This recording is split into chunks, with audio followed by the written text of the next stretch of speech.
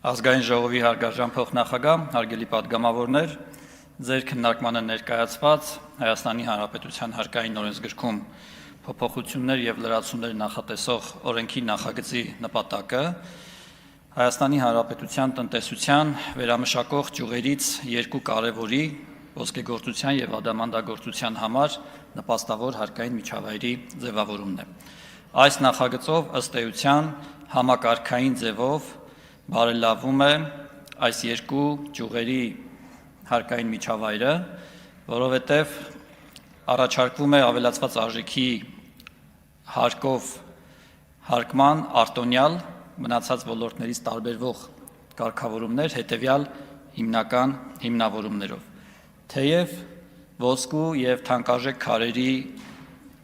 վաճառքը ազատված է ավելացված արժեքի հարկից, բայց ազատված է միայն որպես հումքային ապրանք վաճառելիս եւ երբ այդ հումքային ապրանքների օգտագործմամբ ստեղծվում են արդեն պատրաստի արտադրանքներ, զարդեր, դրանց վաճառքն այլևս ենթակա է ավելացված արժեքի հարկով հարկման, այսինքն վերջնարդյունքում մենք սպառողին այս հումքային ապրանքները հասցնում ենք ավելացված արժեքի հարկով ծանրաբեռնված գործող օրենսդրության պայմաններում։ Խնդիրն այն է, որ մի կողմից ոսկին եւ թանկարժեք քարերը որպես հումքի տեսակներ բարձրաժեք են այլ հումքերի համեմատությամբ եւ օրինակ ոսկյա զարդի գնի կառուցվածքում նրանց կշիռը կարող է ընդհանուր մոտենալ 90-95%-ի երբեմն եւ այս պարագայում ոսկյա զարդերը լինելով բարձրաժեք ապրանքներ, երբ որ դրանց վաճառքը կազմակերպվում է շրջանառության հարկի համակարգում, կա հիմնավոր տեսակետ այն մասին, որ եթե գործարքներն ամբողջությամբ հաստատվեն, իրացման ծավալների իրական հաշվառում եւ հայտարարում լինի, ապա մեծ հավանականությամբ այս ոլորտում գործող արտադրությամբ եւ վերավաճառքով զբաղվող մեր տնտեսավարող սուբյեկտները հատելու են շրջանառության հարկի շեմը, ինչը նշանակում է, որ այդ պահից հետո ձևավորվող հարկման բազաները ծանրաբեռնվելու են ավելացված արժեքի հարկով։ Սա էականորեն վնասում է մրցունակությանը գնային իմաստով եւ նաեւ անհավասարություն է ստեղծում շուկայում, որովհետեւ շեմից ներքև գործողները շրջանառության հարկի համակարգում մի քանի անգամ ավելի ցածր հարկ են վճարում, քան շեմից գտնվողները կվճարեն։ Եվ այս պարագայում հաշվի առնելով նաեւ ոսկու եւ թանկարժեք քարերի որպես հումքի տեսակների մեկ այլ կարևոր առանձնահատկություն, առայն որ այս հումքատեսակները մեկից ավել անգամ կարող են մասնակցել արժեշղթայի օղակներին, որովհետև ոսկու ձուլակտորի ձուլմամբ կարելի է պատրաստել զարդ, այնուհետ որոշ ժամանակ օգտագործելուց հետո ձուլել, մեկ այլ զարդ պատրաստել եւ այսպես շարունակ, բայց ինքնին հասկանալի է, որ յուրաքանչյուր անգամ այդ ոսկու զանգվածը տարբեր արժեշղթաների մասնակցելիս նորովի չի ստեղծվում որպես նոր արժեք, իսկ ավելացված արժեքի հարկը նոր արժեքի հարկն է, հետեւաբար ճիշտ եւ արդարացի չի լինի հավակնությունը այն մասին, որ յուրաքանչյուր անգամ արժեշղթայի յուրաքանչյուր փուլում ավելացված արժեքի հարկ հաշվարկվի։ Այս խնդիրը լուծելու համար եւ համակարգային ձևով բարելավելու համար հարկային միջավայրը երկու արտոնյալ կանոն է առաջարկվում, մեկը արտադրողի համար, մյուսը վերավաճառողի համար։ Արտադրողի համար ասում ենք, որ այս օրենքի ընդունումից հետո ավելացված արժեքի հարկով հարկման բազան կամ հարկը կհաշվարկվի ոչ թե արտադրողի կողմից նշանակված գնից ամբողջությամբ, այլ այդ գնի եւ տվյալ զարդի արտադրության համար օգտագործված ոսկու զանգվածի եւ թանկարժեք քարերի փաստաթղթավորված ծախսերի տարբերության չափով միայն, այսինքն այն նոր արժեքի չափով, որը ստեղծվել է տվյալ արտադրողի մոտ, նվազեցնելով ոսկու եւ թանկարժեք քարերի գները։ Մոտավորապես նույն տրամաբանությամբ արդեն վերավաճառողին հնարավորություն է տրվում, որպեսզի ոչ թե վաճառքի ամբողջ գնից հաշվարկի ավելացված արժեքի հարկը, այլ վաճառքի գնի եւ արտադրողին վճարած գնի տարբերությունից կրկին այն տրամաբանությամբ, որ վերավաճառողի մոտ նոր ստեղծված արժեքը միայն իր առևտրային վերադիրն է։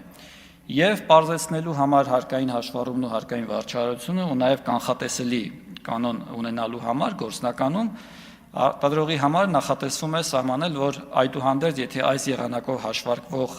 հարկման բազան ընդհանուր գնի 10%-ից պակաս կստացվի, հարկման նպատակով հիմք է ընդունվելու առնվազն գնի 10%-ը։ Նաև վերջում ուզում եմ զեկուցել, որ նախագիծը քննարկվել է ոլորտի տնտեսավարող սուբյեկտների հետ ամենայն մանրամասնությամբ բոլոր հնարավոր հարթակներում շատ սպասված է ոլորտը սպասում է այս փոփոխություններին եւ այս նախագծի ընդունմամբ ակնկալում ենք էականորեն զարգ տալ ոսկեգործության եւ ադամանդագործության ոլորտների զարգացմանը։ Շնորհակալություն։ Շնորհակալ եմ զեկույցի համար, հարցերի համար գրանցում։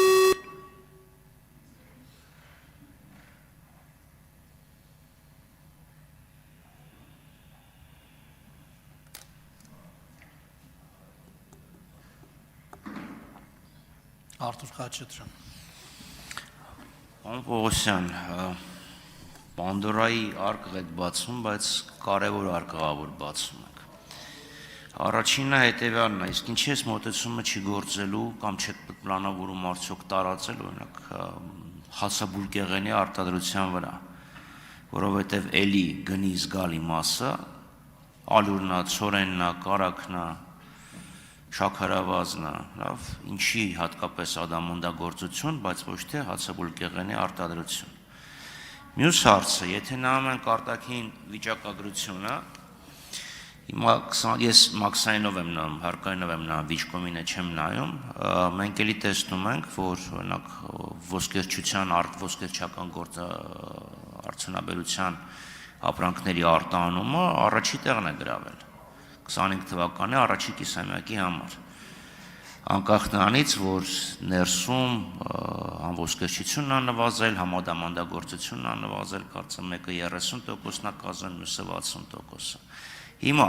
վիճակագրության մեջ արդյոք այդ դեպքում ավելի ճիշտ չի լինի ոչ թե ցույց տալ, որ արտահանվել է ամբողջական արտադրանքը, լավ, ներմուծվել է ադամանդ կամ ալմաստ, տաշվել է, արտահանվել է ադամանդ, այլ ընդհանրապես հավելյալ արժեքը։ Շնորհակալություն։ Շնորհակալություն, պարոն Խաչատրյան, հարցերի համար։ Գիտեք, ես անկեղծ չէի համեմատի հացաբուլկեղենի արտադրությունը ոսկեգործության եւ ադամանդագործության ոլորտի հետ այս համատեքստում չէի համեմատի, ինչու, որովհետեւ առնվազն երկու հիմնական տարբերություններ կան, որոնց մասին ես խոսեցի։ Առաջինը, որ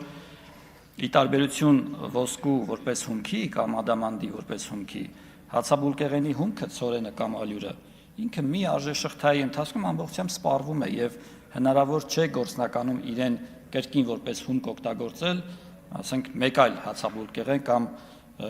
որևէ ոլորտային արտադրանք արտադրել, այսինքն ինքը սպառվում է եւ ավելացված արժեքի հարկը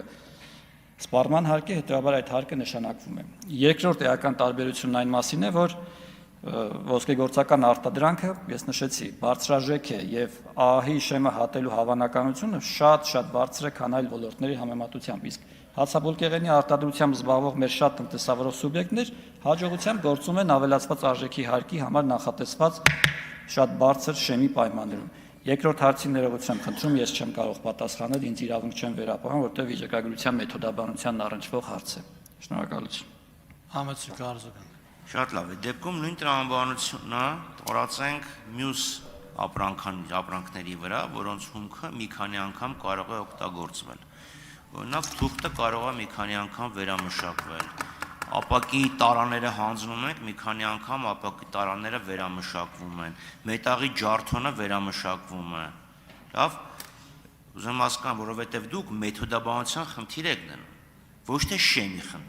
խնդիր, եթե շեմի հարցը լիներ, շեմը կարելի էր բարձրացնել, հարցը շատ ավելի հեշտ լուծել, բայց դուք սկզբունքորեն մեթոդաբանության հարկման բազան եք փոխում, լավ, հարկում եք, չէ, ոչ թե ամբողջն է հարկվում, այլ հարկում է ամբողջի վրա, հումքի վրա ավելացված աշխատանքը։ Այդ դեպքում շիշնել, չէ, մի քանի անգամ կարող ես հալացնել, շիշ սարքել եւ այլն։ Այդ մեթոդաբանական փոփոխությունը պետք է ավելի ընդգրկուն լինի եւ տարածվի բոլոր այն արդյունաբերությունների վրա, որոնց հումքը վերամշակելի է։ Պարոն Խաչատրյան, ես